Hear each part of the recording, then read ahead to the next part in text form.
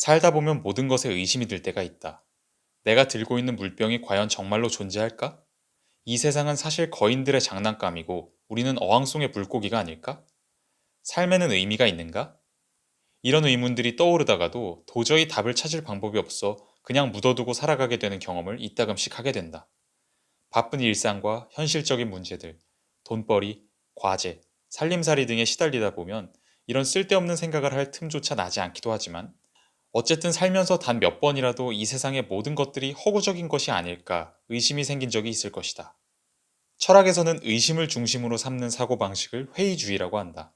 물론 회의주의는 일상에서도 많이 사용되는 말이다.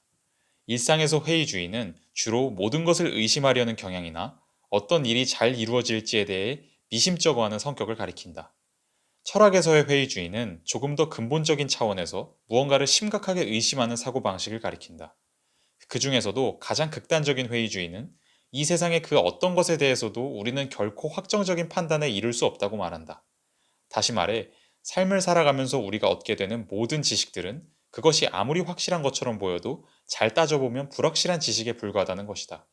역사적으로 보면 이런 식의 극단적인 회의주의를 주창했던 가장 초창기의 인물 중 한 명으로 섹스투스 엠피리쿠스가 있다. 엠피리쿠스는 고대 그리스의 의사이자 철학자였던 사람으로 그 이름부터가 회의주의와 아주 잘 어울린다. 영어에서 경험과 관련된 것을 엠피리컬이라고 하지 않던가. 엠피리쿠스는 경험을 통해서 얻은 상대적인 지식을 중시하는 사람이었다. 그는 완벽하게 증명할 수 없는 절대적이고 이상적인 지식의 존재를 믿지 않았다. 그는 그 어떤 지식이라도 막상 그것을 이론적으로 제대로 증명하려고 하면 실패할 수밖에 없다고 주장했다. 한 가지 독특한 점은 엠피리쿠스는 회의주의의 중요한 목표를 마음의 평안과 감정의 순화라고 생각했다는 점이다. 보통 회의주의자들이 까탈스럽고 세상에 만족 못하는 이미지를 갖고 있는 것과는 정반대로 엠피리쿠스는 회의주의가 우리의 마음을 안정시켜주고 세상의 혼란에 의연한 자세를 갖게 해준다고 주장했다. 생각해보면 그럴듯하다. 만약 세상에 확실한 진리 따위는 없다고 생각하면 어떤 하나의 사상이나 주장에 집착할 필요도 없고 안 좋은 일이 생긴다고 해도 그게 반드시 나쁘지만은 않을 수도 있다고 생각하며 넘길 수도 있기 때문이다. 물론 회의주의를 허무주의로 여겨서 세상에 아무것도 확실한 게 없으니 살아갈 이유도 없고 삶에 아무런 의미도 없다고 생각할 수도 있다. 그렇게 되면 회의주의는 도리어 마음의 병으로 이어질 것이다. 하지만 그렇지 않고 회의주의를 조금 더 긍정적인 방향으로 해석하면 마음속에 안 좋은 생각이 들 때 꼭 그렇게 생각해야 할 최종적인 근거 같은 건 없다고 생각하면서 심리적 악순환으로부터 빠져나오는 계기가 될 수도 있다. 일반적인 어감과 다르게 회의주의는 마치 불교의 중도처럼 극단적인 치우침을 피하면서 마음의 평안으로 이르는 다리 역할을 할 수도 있는 것이다. 엠피리쿠스는 세상에 확실한 지식은 아무것도 없다는 주장에 대해 공을 들여 많은 근거들을 제시했다. 한번 그가 어떤 근거를 들었는지 몇 가지만 살펴보자. 다음의 예시들은 엠피리쿠스가 내놓은 주장을 약간씩 말을 바꿔서 표현해 본 것이다. 1번. 각 생물들은 세상을 서로 다르게 지각한다.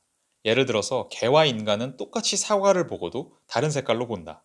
그렇다면 사과가 빨갛다는 것은 고작 인간에게나 유효한 지식이지 결코 절대적인 지식이 아니지 않겠는가? 2번. 각 사람마다 세상에 대해 내리는 판단이 다르다. 같은 연필을 보고도 누구는 길다고 판단하고 누구는 짧다고 판단할 수 있다. 그렇다면 연필이 긴지 짧은지에 대해서 결코 확실한 지식이 있다고 말할 수 없다. 3번. 같은 사람이라도 상태에 따라서 다른 판단을 내린다. 잠들었을 때, 병에 걸렸을 때, 술에 취했을 때, 맑은 정신일 때 등등 인간은 자신이 처한 상태에 따라 똑같은 것을 보고도 다르게 느끼고 다르게 판단한다. 그 여러 판단들 중에 무엇이 정말로 옳은 것인지 어떻게 가려낼 수 있겠는가? 4번. 집단마다 또 사람마다 다양한 문화와 관습, 법체계, 종교 등을 갖고 있다. 그것들은 모두 각각 다른 판단 기준들을 내놓는데 그 중에서 어떤 것을 선택해서 판단을 내려야 정말로 옳은지를 결정하는 것은 불가능하다. 아무래도 엠피리쿠스가 2000년도 더 전의 인물이다 보니 주장들이 조금은 투박하게 느껴진다. 그래도 이 각각의 주장들을 곰곰이 생각해보면 꽤 설득력이 있는 것 같기도 하다. 또한 이 중에서 몇 개는 지금 현재도 여전히 회의주의자들이 많이 사용하는 논리와 일맥상통한다. 특히나 두 번째나 네 번째 주장의 경우 지금 이 시대에도 정말로 많은 사람들이 지지하는 견해이다. 사람마다 다를 수 있지, 혹은 문화권마다 다를 수 있지 라는 주장들은 절대적인 기준에서 무언가를 판단하는 것에 반대하는 사람들이 전형적으로 사용하는 논리이다. 물론 과학이 모든 다른 학문들 위에 군림하는 이 시대에는 과학적인 지식들에까지 이런 논리를 들이미는 사람은 극히 드물다.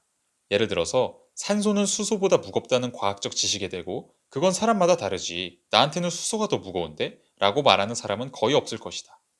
반면 윤리적인 문제나 가치의 문제에 대해서는 사람마다, 문화마다 기준이 다를 수 있다는 논리를 바탕으로 절대적인 판단에 이를 수 없다고 주장하는 사람들이 많이 있다.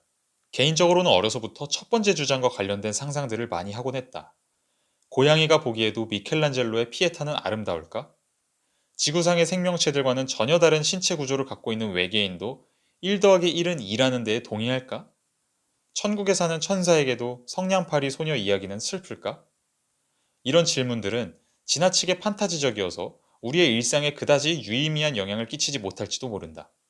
그러나 어쩐지 이런 생각을 할 때면 내가 평소에 품는 집착이나 주변 상황에 대한 평가들이 꼭 그래야만 하는 것은 아닌 것으로 느껴지곤 하며 마음에 오묘한 평안이 찾아들곤 한다.